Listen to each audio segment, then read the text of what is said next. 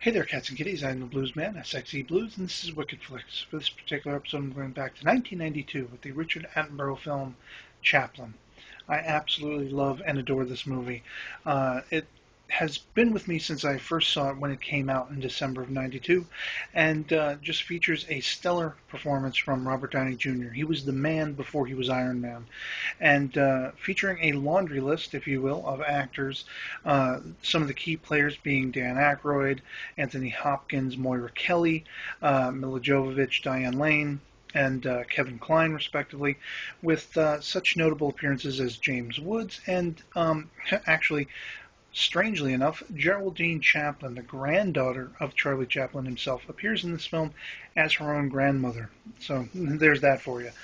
But this is recounting the sort of tumultuous life, the behind-the-scenes life of Charlie Chaplin.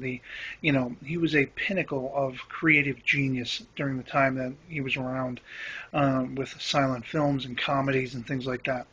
And he got, sort of a meager start. He had a very poverty-stricken childhood, and a lot of these themes and elements played on his artistry. And this movie kind of explores that to a degree.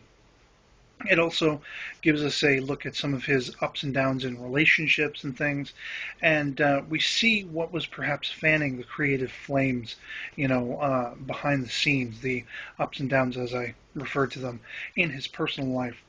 And but here is a cat that and this is a movie, I have to say, that always spoke to me because I was always fascinated by Charlie Chaplin and his movies, most notably The Kid, because this was actually something I kind of sort of could relate to because of what I went through after losing my parents. I had to fight the state of Florida to keep guardianship of my sister, had her taken away, and this plays into what The Kid is about, and so it's a very emotional film, even though it was, made all the way back then, and obviously relatable themes with Chaplin himself.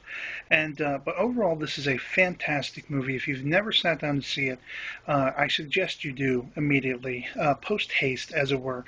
And the one final thing I have to say about it is John Barry's score for this film is haunting and beautiful and melodramatic and perky in some instances, and it's one of the probably my favorite all-time score. That's not including Doctor Who and Star Trek and things like that, geek-oriented stuff.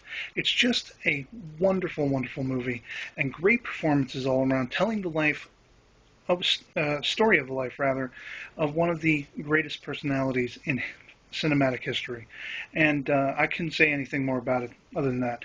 So catch me next week, and I will grab something else out of my movie grab bag, and we'll see what else we dig. Peace.